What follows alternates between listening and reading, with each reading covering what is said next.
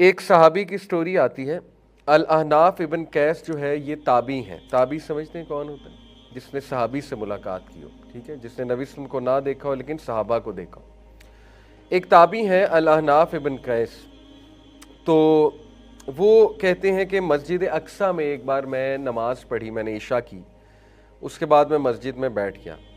وہ وہاں پہ تھے, فلسطین میں تھے یہ جو ہے الاحناف ابن قیس. تو کہتے ہیں مسجد اقصیٰ میں میری ایک شخص پہ نگاہ پڑی جو مسجد میں رک گیا, کافی دیر ذکر کرتا رہا, اور اس کے بعد اس نے کچھ نوافل پڑھے میرے سامنے. تو یہ بھی وہیں بیٹھے ہوئے تھے, الاحناف ابن قیس. کہتے ہیں کہ اس شخص نے اتنا لمبا سجدہ کیا کہ مجھے لگا فوت ہو گیا. تو کہتے ہیں میں نے اسے جا کر ہلایا کیونکہ مجھے ڈر تھا کہ فوت نہ ہو گیا. بہرحال وہ اٹھ گیا. تو کہتے ہیں میں سمجھ گیا کہ نہیں, یہ لمبا سجدہ کر رہا تھا. پھر کہتے ہیں اس نے اتنا لمبا سجدہ کیا کہ مجھے دوبارہ لگا کہ یہ کہیں اس کی روح نہ قبض ہو گئی ہو. بہرحال کہتے ہیں کہ جب انہوں نے نماز کنکلوڈ کی تو میں نے ان سے پوچھا کہ یہ اتنا لمبا سجدہ میں نے آج تک کسی کو نہیں کرتے دیکھا ہے, تو یہ کیا معاملہ ہے؟ تو کہتے کہ انہوں نے پھر ایک بات سنائی مجھے, اور بات ایسے آغاز کیا بات کا کہ میرے محبوب نے فرمایا, اور یہ کہہ کر وہ زور و قطار رونے لگے. کہتے میں بڑا حیران ہوا, پتہ نہیں انہیں اچانک کیا ہوا, رونے کیوں لگے. بہرحال چپ ہوئے. پھر کہتے ہیں میرے محبوب نے فرمایا, پھر رونے لگ گئے. کہتے میں بڑا حیران ہوا, میں نے ان کو کام ڈاؤن کیا کہ آپ کام ڈاؤن ہو جائیں, آپ اپنے ایموشنز کو سنبھالیں, بتائیں مجھے جو بات ہے وہ بتائیں. کہتے پھر انہوں نے اپنے آپ کو ذرا کمپوز کیا اور فرمایا کہ میرے محبوب محمد صلی اللہ علیہ وسلم نے فرمایا.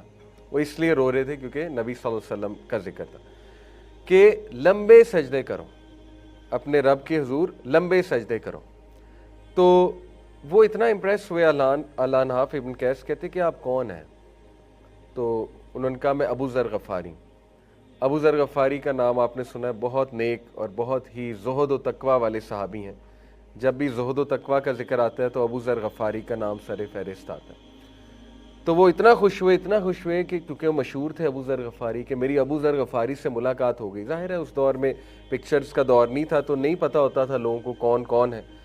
تو وہ اتنا خوش ہوئے, اتنا امپریس ہوئے, اور انہوں نے ان کے ہاتھ چومے کہ آج اللہ نے آپ سے میری ملاقات بھی کروا دی اور ایک لیسن بھی مجھے اللہ نے دیا آپ کے تھرو.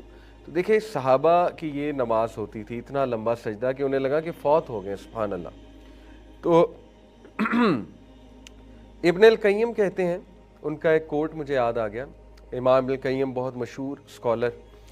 وہ کہتے ہیں کہ نماز کی جتنی موومنٹس ہیں وہ آپ کو سجدے کے لیے پریپیئر کرنے کے لیے, یعنی مینلی نماز سجدہ ہے. اس سے پہلے کی جتنی بھی موومنٹس ہیں وہ سجدے کو پرفیکٹ کرنے کے لیے ہے, یعنی ایوری تھنگ لیڈس ٹو سجدہ. دس از ہاؤ نماز از ڈیزائن.